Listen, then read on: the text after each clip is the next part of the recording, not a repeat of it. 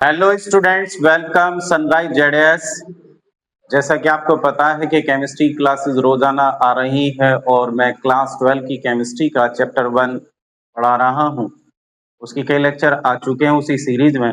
मैं आज solubility of liquid में पढ़ा चुका था। आज उससे आगे का topic solubility of gases in liquid को स्टार्ट करते हैं। आज का टॉपिक है solubility of gases in liquid. तो इसे समझेंगे, ऑल गैसेस आर लेस और मोर सोल्युबल इन वाटर और soluble to a certain limit and form true solution. यानी जितनी भी गैसेस हैं लिक्विड के अंदर क्या है, लेस सोल्युबल है और मोर सोल्युबल हैं वाटर के अंदर, या सोल्युबल है सर्टेन लिमिट में, सर्टेन लिमिट में, और क्या बनाती हैं, ट्रू सॉल्यूशन को बनाती है।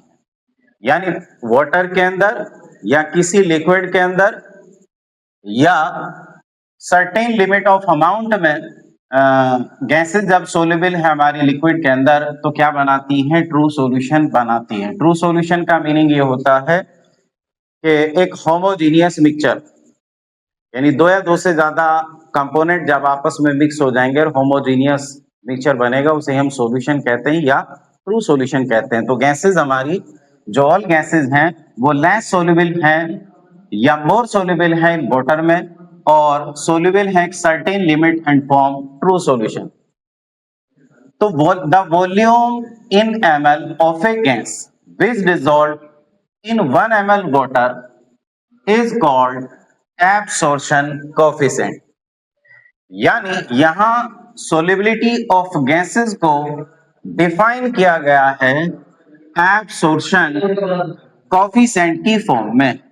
यानी गैसेस को सोल्युबल कर रहे हैं हम लिक्विड में, तो सोल्युबिलिटी ऑफ गैसेस को यहां एक्सप्लेन किया गया या शो किया गया एब्सॉर्प्शन कोएफिशिएंट की फॉर्म में। तो क्या कह रहे हैं, the volume in ml of a gas which dissolve in 1 ml water is called absorption coefficient। यानी 1 ml 1 ml वाटर में गैस का जितना भी ml में वॉल्यूम डिसॉल्व होता है वही क्या कहलाता है, एब्सॉर्प्शन कोएफिशिएंट कहलाता है या सोल्युबिलिटी ऑफ गैसेस कहलाता है, जिसे एब्सॉर्प्शन कोएफिशिएंट की फॉर्म में लिखा गया है या डिफाइन किया गया है।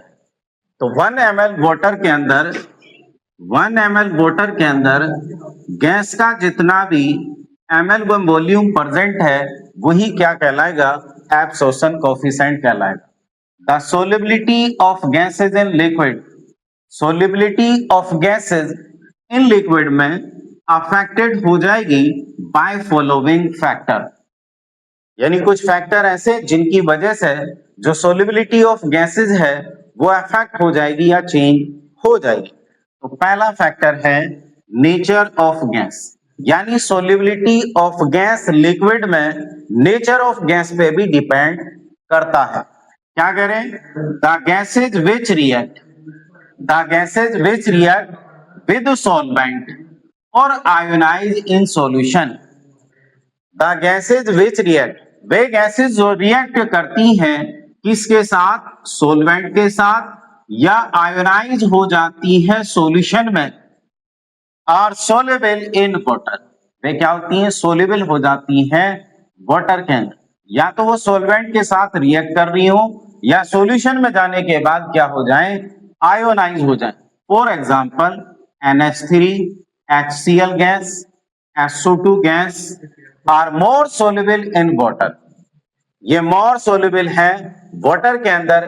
क्या वजह है, ये वजह है कि ये वाटर के अंदर जाने के बाद या तो उससे रिएक्ट करेंगी या क्या हो जाएंगी, आयोनाइज हो जाएंगी।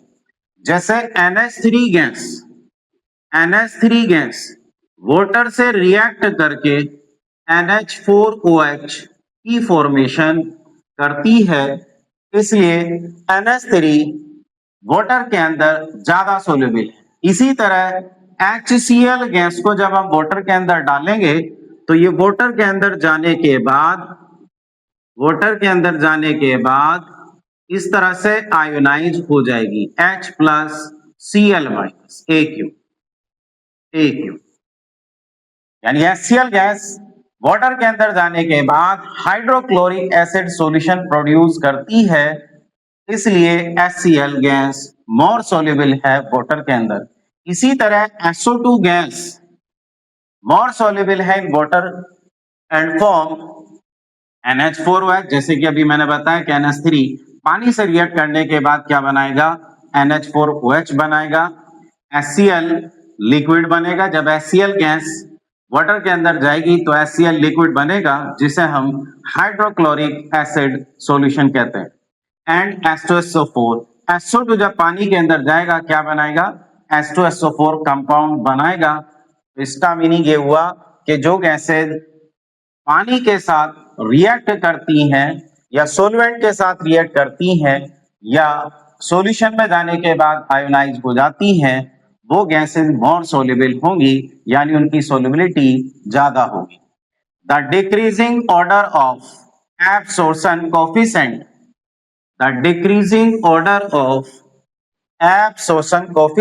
of various gases in ml water is given below।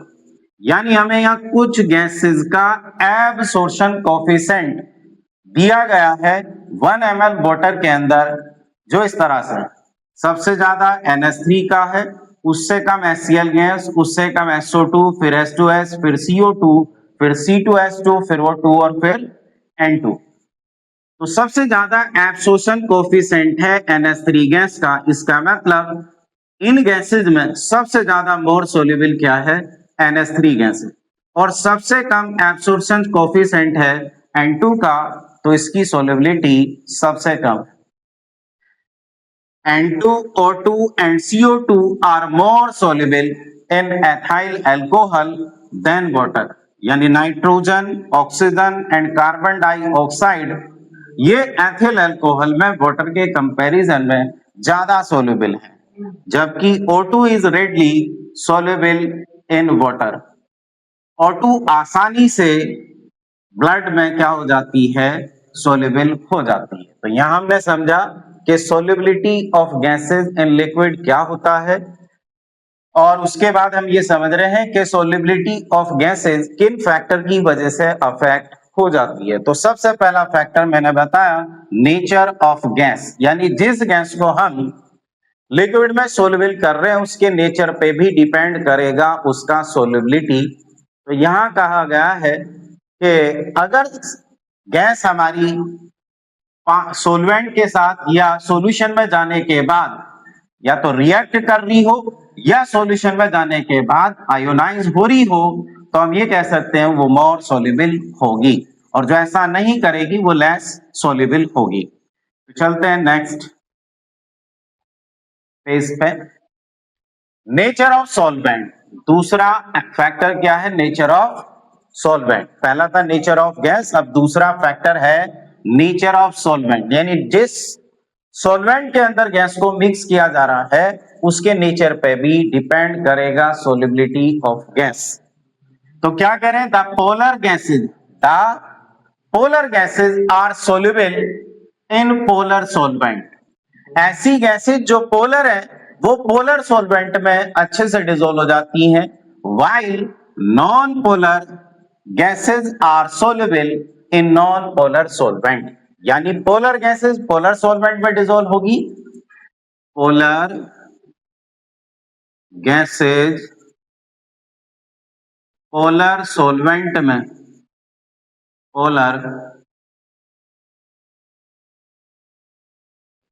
Polar solvent में डिसॉल्व होगी, और नॉन पोलर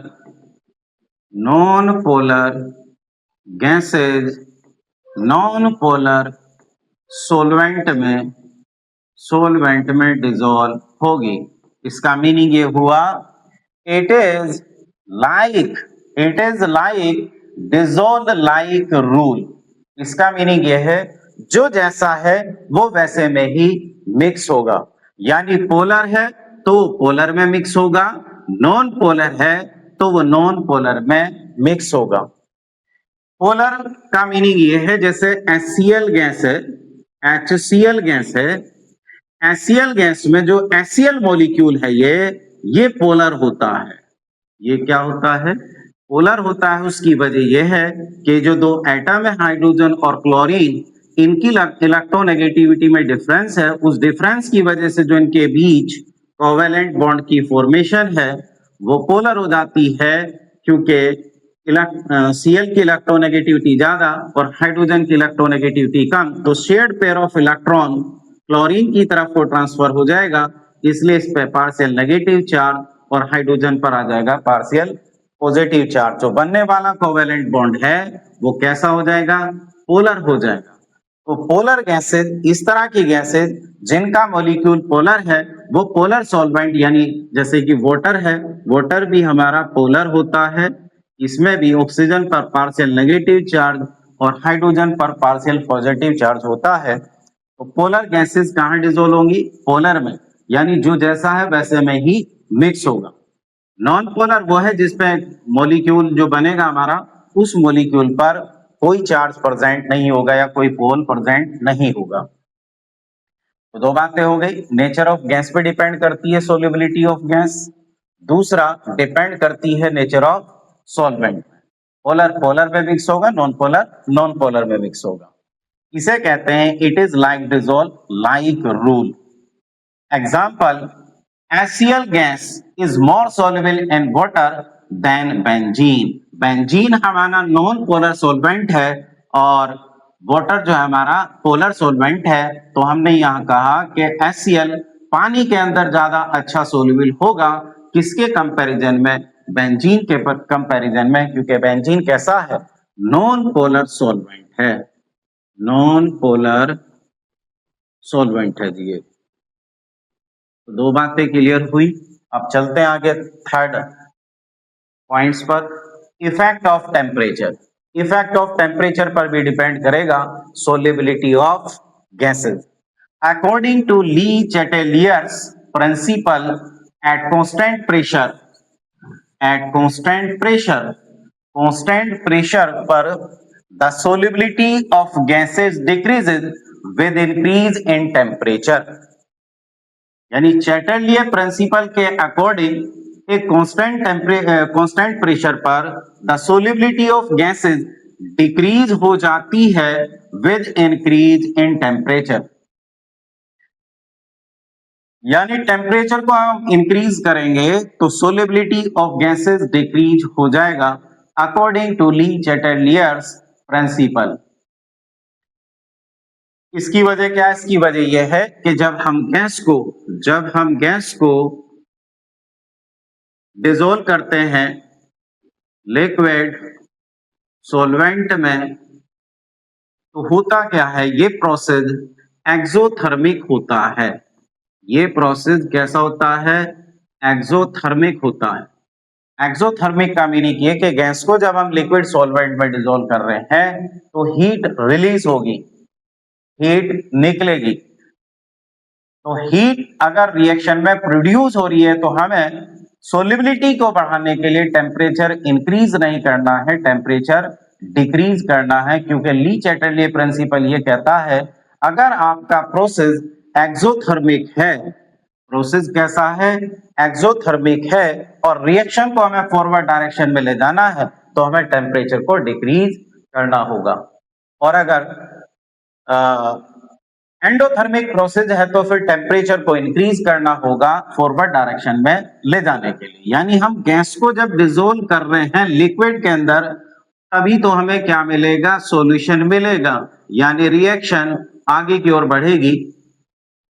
ठीक, तो एक्सोथर्मिक प्रोसेस होता है गैस का लिक्विड सॉल्वेंट में जाना। इसलिए according to Le Chatelier principal हमें टेम्परेचर को डिक्रीज करना है, देन सॉल्युबिलिटी इंक्रीज होगी। और अगर आप टेम्परेचर को इंक्रीज करते हैं तो फिर सॉल्युबिलिटी ऑफ गैस क्या हो जाएगा? डिक्रीज हो जाएगा। क्या कारण है? ये कह रहे हैं since the transformation kinetic energy of gases, kinetic energy of gaseous molecules in liquid increase on increasing temperature and hence on heating escaping tendency of gaseous molecules increases. क्या कह रहे हैं? The transformation kinetic energy of gaseous molecule, gaseous molecule की जो kinetic energy है in liquid increases on increasing temperature. यानी gaseous जैसे हम टेम्परेचर को इंक्रीज करेंगे तो टेम्परेचर को इंक्रीज करने से क्या होगा, kinetic energy of gaseous molecule increase हो जाएगा. गैसियस मॉलिक्यूल्स का काइनेटिक एनर्जी क्या हो जाएगा, इंक्रीज हो जाएगा. उसके इंक्रीज होने से क्या होगा, escaping tendency of gaseous molecule increase. यानी मॉलिक्यूल्स लिक्विड में डिसॉल्व नहीं होंगे बल्कि उससे वापस बाहर आने लगेंगे, यानी एस्केप होने लगेंगे, पलायन होने लगेंगे. तो इससे क्या होगा, जब वो लिक्विड से बाहर आने लगेंगे तो इसका मीनिंग ये है कि वो उसके अंदर मिक्स नहीं हो रहे बल्कि उससे बाहर आ रहे, तो सोल्युबिलिटी क्या हो रही है, डिक्रीज हो रही है. ठीक है. तो अब एक एक्सेप्शन है इसके अंदर, जैसे मैंने अभी कहा कि गैसेस को जब लिक्विड सॉल्वेंट में डिसॉल्व किया जाता है तो वो होता है एक्सोथर्मिक प्रोसेस अधिकतर गैसेस में, लेकिन कुछ गैसेस हमारी ऐसी हैं उनके केस में उल्टा होता है. ये एक्सेप्शन है, heat of absorb on dissolving hydrogen and helium in liquid has the solubility of these gases increase with increasing temperature. यानी हीट एब्जॉर्ब होगी, कब एब्जॉर्ब होगी, जब हाइड्रोजन और हीलियम गैस को लिक्विड में डिसॉल्व किया जाएगा. तो इसका मीनिंग ये हुआ, अगर हम टेम्परेचर को बढ़ा देंगे तो सोल्युबिलिटी ऑफ दीज गैसेस क्या हो जाएगा, इंक्रीज हो जाएगा विद इंक्रीजिंग टेम्परेचर. टेम्परेचर के बढ़ाने पर हाइड्रोजन और हीलियम गैस की सोल्युबिलिटी लिक्विड में इंक्रीज हो रही है. क्यों इंक्रीज हो रही है, क्योंकि जब हम हाइड्रोजन और हीलियम गैस को डिसॉल्व करते हैं लिक्विड सॉल्वेंट के अंदर तो क्या होता है, यहां हीट रिलीज ना होकर के हीट एब्जॉर्ब होती है. तो हीट एब्जॉर्ब होने की वजह से हम और ज्यादा हीट देंगे तो क्या होगा, सोल्युबिलिटी इन दोनों गैसेस की बढ़ेगी. बोर्ड में इससे रिलेटेड एक क्वेश्चन भी आया है कि जो हमारी ये गैसेस हैं कि टेम्परेचर के बढ़ाने से इनकी सोल्युबिलिटी डिक्रीज क्यों होती है. बाकी सभी गैसेस की टेम्परेचर के बढ़ाने से सोल्युबिलिटी डिक्रीज होती है और इन गैसेस की इंक्रीज होती है. क्यों होती है, इसका कारण ये हो गया कि ये दोनों गैसेस जब लिक्विड सॉल्वेंट में जाएंगी तो हीट को एब्जॉर्ब करेंगी और बाकी गैसेस जब लिक्विड सॉल्वेंट में जाएगी तो वे हीट रिलीज करेंगी. तो इसी वजह से जब वो हीट रिलीज कर रही हैं और according to Le Chatelier principle exothermic process के लिए रिएक्शन को फॉरवर्ड डायरेक्शन में ले जाने के लिए हमें टेम्परेचर को डिक्रीज करना होता है, एंडोथर्मिक प्रोसेस के लिए टेम्परेचर को इंक्रीज करना होता है. तो यहाँ ये हमारा टॉपिक क्लियर होता है. आगे का टॉपिक नेक्स्ट वीडियो में कवर करेंगे. That's all of today. बने रहिए हमारे साथ, इस चैप्टर को पूरा कवर करेंगे, बहुत अच्छे से कवर करेंगे और ये आपकी एग्जाम में बहुत हेल्प करेगा. That's all.